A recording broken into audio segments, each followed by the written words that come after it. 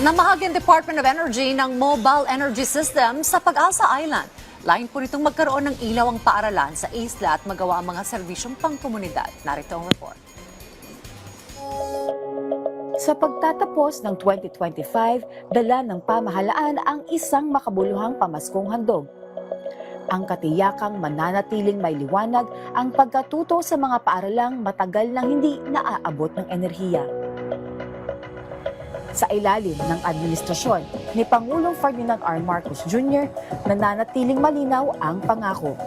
Walang batang Pilipino ang maiiwan sa dilim, sapagkat bawat kabataan ay may karapatang makamit ang isang maliwanag, may pag-asa at mas maunlad na kinabukasan. Pag-asa Island Integrated School, energized na. Upang masiguro ang liwanag sa mga paaralang hindi maaabot na enerhiya, namahagi ang Department of Energy sa pangunguna ni Secretary Sharon Garin ng Mobile Energy System para sa Pag-asa Island Integrated School. Kasama nito ang 10 test na parol mula sa 10 iba't ibang probinsya sa bansa. Ang mobile energy system ay isang solar-powered facility na may battery storage, madaling i-deploy, at nagbibigay ng maaasahang kuryente sa mga lugar na nangangailangan, lalo na sa pang-edukasyon at serbisyong pangkomunidad. Unang-una, napakalaking tulong ito. Years back, marami ng mga previous administration naman, pangarap na namin na magkaroon ng talagang 24 hours na kuryente sa Pag-asa Island. So, at natupad na po yung energy, yung dinonate ngayon ng DOA, dinala doon and establish, lalo na sa school, ay napakalaking tulong in the sense na minsan siyempre itong diesel-powered energy naman ng napukor, lalo na kung masamang panahon, minsan mabibitin sa fuel. So at least yung ating school, yung ating mag-aaral, ay hindi sila maapektuhan, tuloy-tuloy yung klase nila.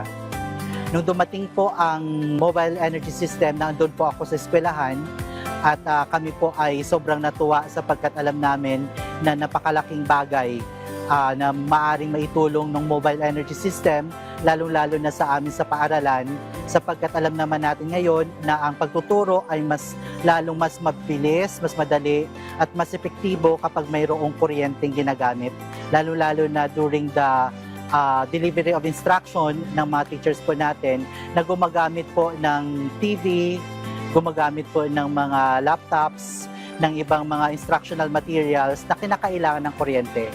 So dahil mayroon na kaming source ng kuryente 24 hours a day na gamit ang mobile energy system, so ang mga teacher po namin sa Pag-asa ay mas mabilis nang kumuha ng mga supplemental materials nila pagdating sa pagtuturo. So napakalaking bagay po talaga ng kuryente, lalo-lalo na kung ang kuryente ay libre sa pamamagitan ng paggamit po ng solar energy. Dahil sa patuloy na suporta ng pamahalaan sa pamamagitan ng makabagong kagamitan at maaasahang kuryente, mas nagkaroon ng lakas ng loob ang mga guro na makipagsabayan at patuloy na mangarap para sa kanilang mga mag-aaral. Napakalaking tulong po nito sa amin sapagkat kami pong mga teachers, kahit kami po ay nasa malayong isla, gumagamit pa rin po kami ng mga technology such as TV, laptops, and projectors. Especially ako bilang science teacher, hindi ko naman basta-basta ibibigay sa mga bata yung concept. Kaya we use TV po. So paano ba mapagana ng TV? Kailangan po natin ng kuryente. At ang mobile energy system po ay isa sa napakalaking tulong sa amin sa Pag-asa Integrated School sapagkat isa siya sa mga source of energy. It is a renewable source of energy. Napakalaking hakbang po talaga yan sa amin sapagkat hindi kami nalalayo sa sistema dito sa mainland compared kahit na kami nasa malayong isla, hindi kami nalalayo sa sistema ng mainland po. Dahil nga po saan, nagiging mas active kami ngayon ng mga teachers. No, sa isla po kasi ng Pag-asa, ang kuryente po ay pinapatakbo sa pamamagitan ng diesel. So, ang diesel po ay manggagaling pa po dito sa mainland. So siya po ay i-deliver ng lansya na umaabot ng 2 o 3 araw bago po makarating sa Isla ng Pag-asa. Depende pa po yan sa panahon. Kapag masama po ang panahon, wala pong delivery ng diesel, so maaaring mawala ng kuryente. So ang solar energy na gamit po ng mobile energy system na i-donate po sa Pag-asa Integrated School ay mas matagal na panahon na pwede namin gamitin. Para naman sa mga magulang, ang maayos na edukasyon at matatag na kuryente ay higit pa sa proyekto. Ito ay katiyakan na may naghihintay na kinabukasan para sa kanilang mga anak. Laking tulong po sa amin yun. Lalo na po is yung paaralan is malapit lang sa bahay namin. Is napakalaking tulong po talaga na binigyang pansin yung tono ng education doon. Kasi noon po is parang nagdadalawang isip yung mga magulang na paaralin doon yung mga bata kasi nga kulang sila ng mga guro noon. Sa ngayon po, hindi mo na kailangan bumaba na mag-alala ka na hindi matututo yung anak mo kasi nga nandyan na yung buong suporta ng gobyerno. Kumbaga maraming teacher, maraming gamit, hindi na nahuhuli yung isla kung anong meron sa syudad ng Palawan. Noong 2023, doon po nagsimula lahat. Kumbaga lahat, full support from national government talaga sa education, sa power, lahat po talaga parang binigyan tuon nilang pansin yung isla po talaga. Tapos, pagdating sa mga kabataan naman po ma'am, is parang mas lalo silang na-develop kasi meron na silang binigay na mga computers, mga equipment, lahat po ma'am, is nabibigyan po sila ng tuon ng pansin ng national and local government po natin. Napakalaking impact sa future ng mga kabataan talaga ang edukasyon.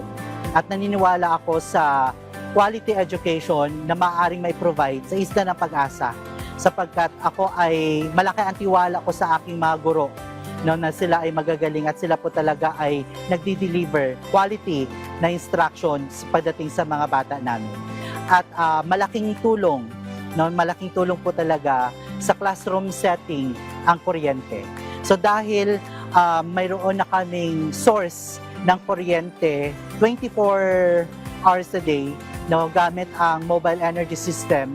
So mas ang mga teacher po namin sa Pag-asa ay mas mabilis ng kumuha ng mga supplemental materials nila pagdating sa pagtuturo. Sa kasalukuyan po ang Pag-asa Integrated School ay mayroong population ng from kindergarten to grade 10 na 98 learners. At mayroon po kami 13 guro, kasama po ako pang 14, may isa po kami admin officer na isa. So a total of 15 na mga faculty and staff ng Pag-asa Integrated School. Kung maihambing ko po ang sitwasyon ng Pag-asa Integrated School sa ngayon, sa bago ako dumating, sa loob lamang ng 1 taon, masasabi ko na napakalaking bagay, malayo na ang narating ng Pag-asa Integrated School as to the development. Sapagkat nung ako po ay dumating doon sa isla, mayroon lamang po kaming 2 makeshift na classroom. Pero sa ngayon po, tulad ng nasabi ko, mayroon na po kaming 2-story, 6 classroom buildings. Ang isa po ay tapos na para sa junior high school at isa po ay nagagamit na. Ang isa po ay ongoing na tinatapos. At mayroon na rin po ngayong kinoconstruct na staff house, no? Na magiging tuluyan ng mga guro na na-assign sa Pag-asa. Ang kagandahan ay sigasig ng suporta ng nasyonal sa pangunguna ng ating mahal na Presidente Ferdinand Marcos Jr. ay lahat ng agency kumikilos. Sabi ko nga sa aming mga kasama, sa aking mga kasama sa NGO, pinangarap natin ito, makisabay na tayo. Ang ibig ko sabihin, nandito na yung opportunity. Gagawin na natin ang lahat. So, DE, DTI, lahat ng agencies po, wala po akong masabi. No? At naniniwala din ako kasi noon na pag umupo yung ating kagalang-galang na presidente, talagang tututukan niya. Bakit? Kasi yung kanyang ama po, ang sabi nga natin, brainchild ng pagkakaroon ng municipality ng Kalayaan sa Palawan. Tulad po ng nasabi ko, napakaswerte ng Pag-asa Integrated School bilang nag-iisang paaralan sa munisipyo ng Kalayaan. datapwat kami ay napakalayo sa mainland, hindi namin naramdaman na walang suporta ang gobyerno. Sa tulong ng gobyerno, sa loob lamang po ng 1 taon ng pamamalagi ko sa Pag-asa Integrated School, masasabi ko na napakalaking bagay na nagawa ng gobyerno. Dinala ng Bagong Pilipinas ang pag-asa sa isla ng Pag-asa. Isa lamang ito sa patunay na ang Bagong Pilipinas ay walang pinipiling paglingkuran. Dahil sa Bagong Pilipinas ay walang maiiwan.